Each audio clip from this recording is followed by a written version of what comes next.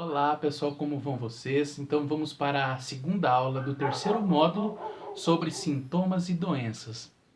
É, então, nessa aula, nós vamos tratar do ponto de vista do sintoma como um mensageiro, do sintoma como um anjo da guarda.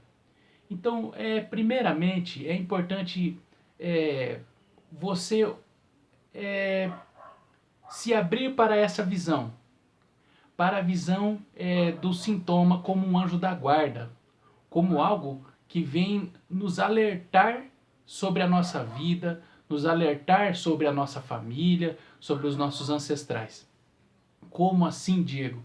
Porque muitas vezes nós somos criados e educados para olhar para o sintoma como algo ruim, como algo que está me atrapalhando, né? Então, assim, como talvez uma maldição. Então, aqui nesse curso nós vamos fazer diferente. Diferente como? De mudar o ponto de vista, mudar o olhar. Porque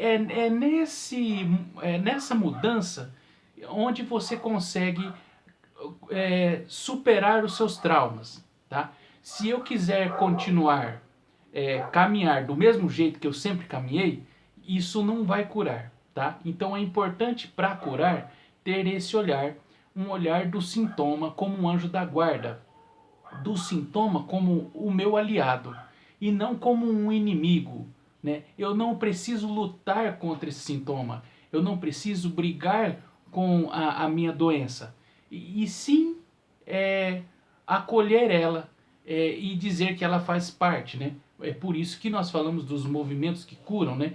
Que é uma estratégia sistêmica para que a gente possa ter um encontro com o sintoma e com a doença, né? Isso de maneira simples. Então vamos lá, gente. Se você olhar o sintoma como um mensageiro, o sintoma como um anjo da guarda, como algo que vem alertar, então você tem a chance de se curar, tá? E é claro que só isso não basta. Então vamos lá. Um sintoma, é importante a gente nos abrir para o processo que um sintoma faz dentro da gente, né? O que uma doença faz dentro de uma pessoa, dentro de um homem, dentro de uma mulher. Ele não vem por um acaso, né? Então é olhar com amor, né? Então ele é um sinal de que algo precisa ser ajustado. E aí é importante a gente ter humildade. Em que sentido? No sentido que não é bem você, e aí eu vou trazer os conhecimentos de Bert Hellinger, né? Então, na visão sistêmica, não é você que escolhe ter uma gripe, né? É claro que você tem, você permite que o sintoma chegue até você, mas não é você que escolhe assim, vou ter câncer. Isso não é feito de algo consciente, né? Por exemplo, eu com 25 anos de idade, eu quero passar por uma cólica renal. Não é assim, né? Então é importante ter visão sistêmica. E geralmente é o sintoma que encontra você, né? O problema é quando ele quer encontrar você e você começa a colocar barreiras e você não quer enxergar o sintoma. E aí não tem cura. Então, é importante nós abrirmos para a vida. E abrir para a vida é abrir para a nossa saúde, né? E aí você conseguir acessar a coragem que existe dentro de você para que você possa, então, olhar para esse sintoma e deixar ele te mostrar o que ele quer mostrar. Porque se é o mensageiro, qual que é a mensagem que esse sintoma quer trazer para mim, tá bom? Então, como é que acontece esse processo? Então, na próxima aula nós vamos falar sobre isso, sobre como olhar a doença como símbolo.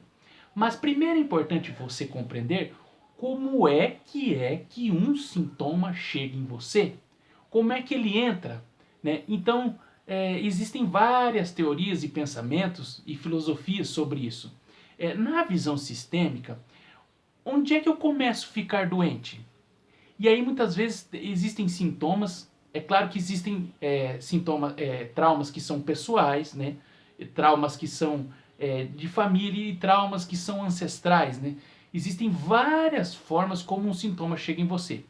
Mas quando nós vamos tratar, é importante a gente partir de um princípio, tá? E aqui nós vamos procurar elucidar, colocar luz sobre um conflito. Um sintoma ele entra por meio do conflito, né? É quando você começa inconscientemente lutar contra algo muito forte, que é mais forte que você, tá? Como é que acontece isso, Diego?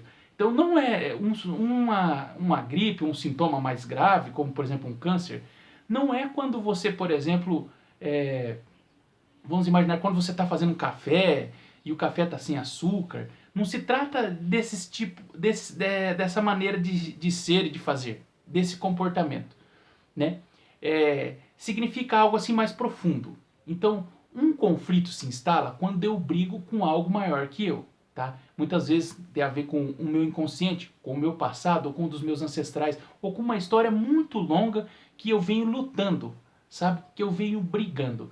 Tá? E muitas vezes o que acontece é que você acha que está fazendo algo bom e muitas vezes isso está prejudicando a sua saúde. Então, onde é que começa o conflito, onde começa um sintoma, uma doença? No pensamento. Então, tome nota. Como que eu começo a adoecer? Eu começo a adoecer na forma como eu penso, tá? No meu pensamento, no meu padrão de ideias, no meu padrão mental, nas minhas crenças, tá? Então, é por ali aonde a doença entra. Porque o meu padrão mental, a minha mentalidade, a minha maneira de pensar, revela muito como eu enxergo o outro, como eu enxergo o mundo.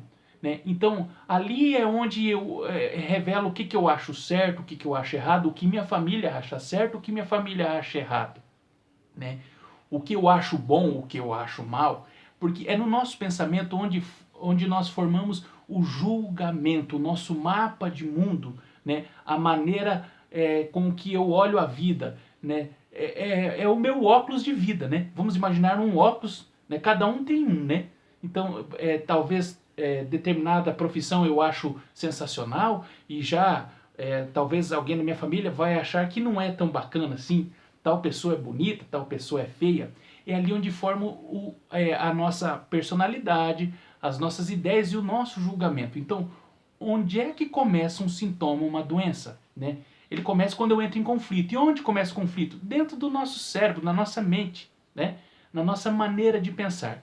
Então, ninguém está livre, gente, porque todo mundo está pensando o tempo todo. Você está pensando a todo momento. Né? Existem pensamentos que muitas vezes a gente não consegue controlar. E está tudo bem, né? O problema é quando eu não tenho consciência que os meus pensamentos eles influenciam a minha vida e quem está no meu entorno, a minha família, etc. Tá? E muitas vezes você não precisa nem verbalizar, só a maneira como você organiza suas ideias já revela muito sobre o que está acontecendo com você. Tá bom? Então é muito importante a gente ter essa consciência. Onde começa a doença ou o sintoma? No pensamento.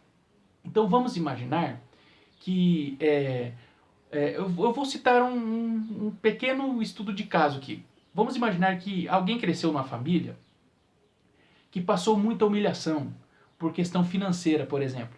E aí ela vê muita escassez e etc, etc. Quando ela vai para a vida adulta, então ela vai formando memórias, né, registros que talvez família é sofrimento, que dinheiro é problema e etc, etc. Quando ela vai para a vida, ela começa a perceber que talvez tem pessoas que têm mais, tem pessoas que têm menos, e ela começa a formar uma ideia do que é certo, do que é errado, do que é bom, do que é mal. E muitas vezes ela começa a se comportar de maneira que ela possa resolver esse conflito, que ela, na ideia dela, é um conflito. Né? Então talvez ter menos seja uma humilhação. E ela começa a observar que as pessoas que talvez... Isso dentro do mapa de mundo dessa pessoa, o que eu estou falando que não é verdade, eu só estou explicando um exemplo. Então, quando ela vai para a vida, ela começa a observar pessoas que têm mais e ela começa a imaginar, nossa, eu acho que se eu mudar a minha situação financeira, se eu mudar o meu status social, talvez eu não vou passar tanta humilhação quanto a minha família passou, quando a gente passou.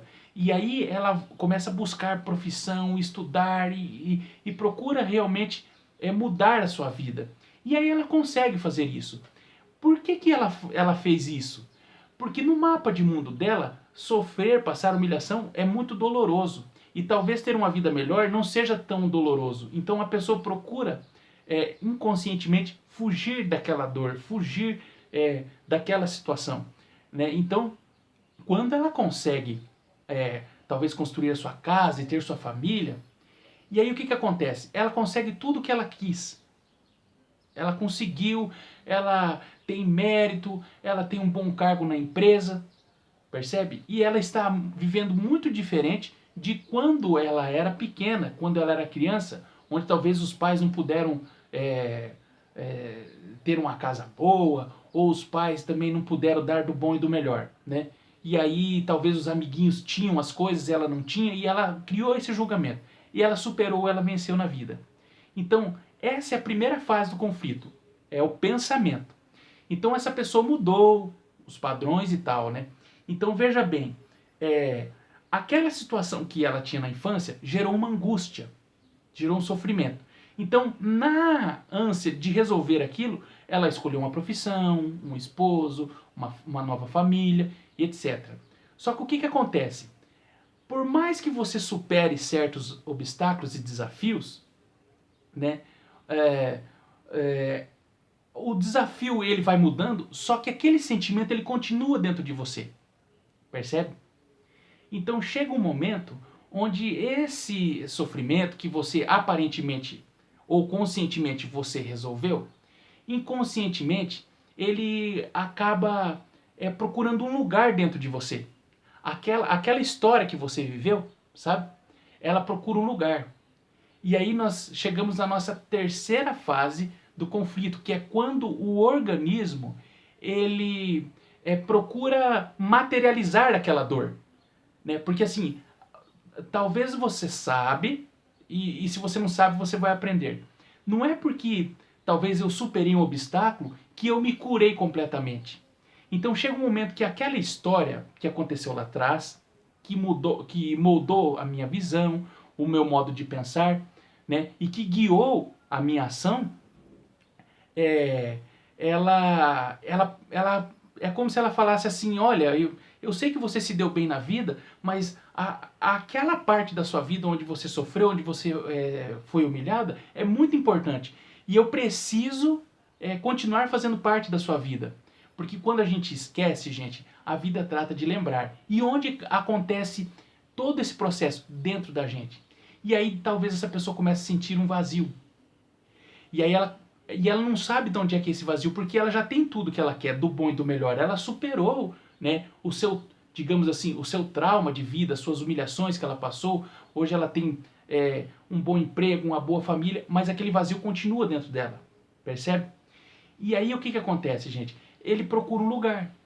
E talvez ele vai achar, por exemplo, o pulmão dessa pessoa. Percebe? Essa pessoa vai começar a ter dificuldade de respirar, vai ter problemas com rinite, com bronquite. Por quê? Porque essa tristeza que ela passou lá, de não ter tido uma oportunidade, ela vai buscar um lugar no corpo. E talvez essa pessoa comece a ter rinite, comece a ter sinusite, que são problemas respiratórios, porque a tristeza tem a ver com o pulmão. E aí, essa grande tristeza que os pais delas passaram, que passaram para ela, né? Eu estou falando nessa história, ela vai começar a vivenciar isso na vida adulta. Embora ela tenha tudo que ela quer, internamente, esse sintoma ele se materializa através do quê? Através de uma doença, né? Essa história se materializa através de um sintoma, né? Por exemplo, problemas respiratórios, né? Que tem a ver com tristeza. Eu não consigo mais respirar a vida porque ficou muito pesado. Percebe?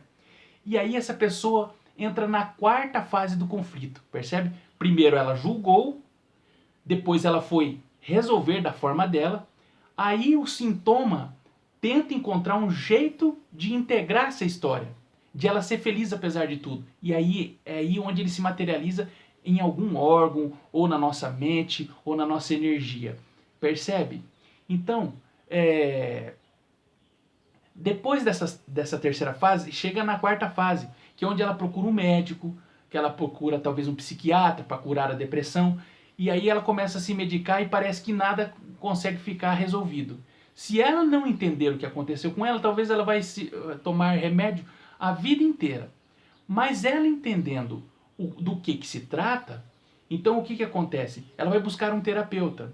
E quando ela procura um terapeuta, é porque ela já está se curando, gente. Por isso que as terapias são tão importantes. Talvez um psicólogo, um terapeuta, um constelador, um reikiano, alguém que vai ajudar ela a entender todo o processo da doença. Porque muitas vezes, gente, não é porque você mudou de vida que você profundamente é alegre com tudo que você viveu. Então, assim, não é porque você superou um obstáculo, significa que você vai ser alegre pro resto da sua vida. Nós temos muitos aspectos em torno de mudança, né? Mental, energético, de alma e espiritual, tanto e mais aspectos ainda, né? Então, assim, muitas vezes, espiritualmente, essa pessoa ainda não entendeu o propósito dela na Terra. Então, o fato de ela ter superado aquela humilhação da infância não significa que ela é totalmente feliz. Porque a felicidade tem a ver com você se alegrar com as pequenas coisas. E quando eu não consigo fazer isso em alma, então o meu corpo vai tentar... Lembra do sintoma com o mensageiro? Ele vai tentar dizer assim, sim, você precisa comemorar mais, você precisa vibrar mais, você realmente é um vencedor.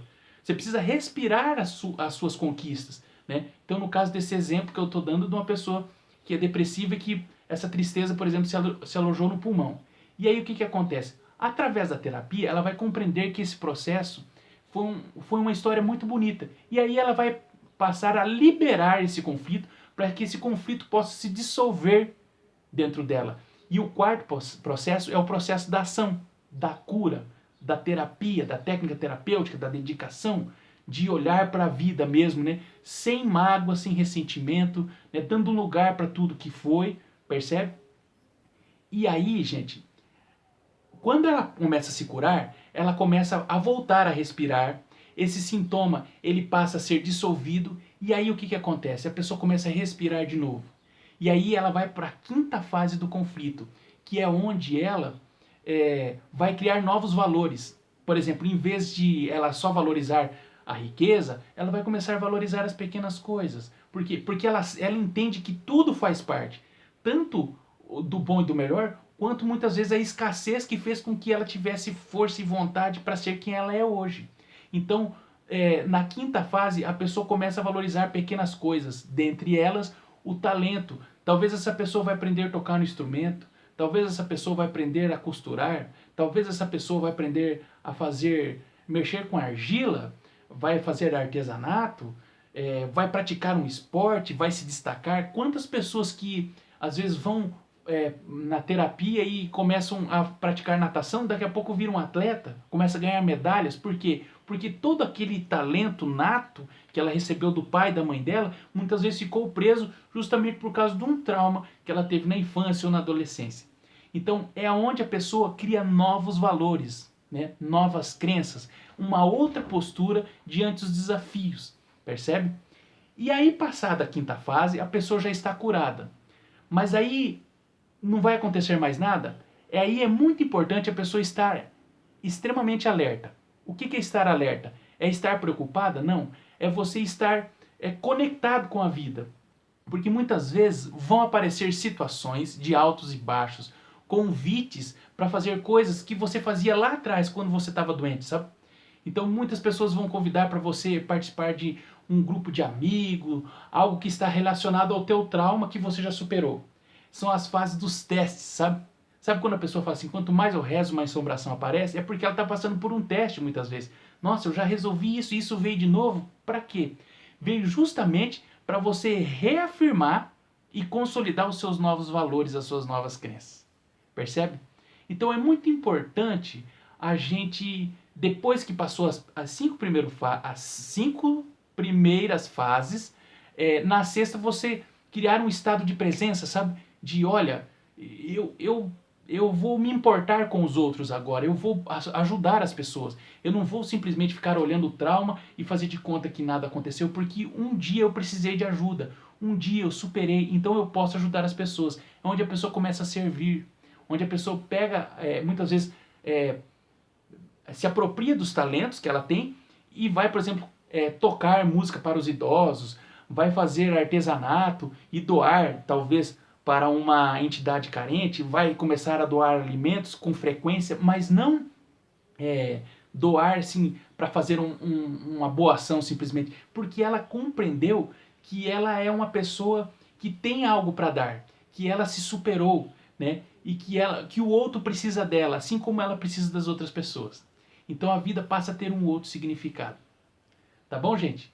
Então é muito importante entender as 6 fases do conflito, como ele chega, como ele processa, como ele é liberado e como que eu me transformo diante dos desafios, diante de um sintoma, diante de uma doença.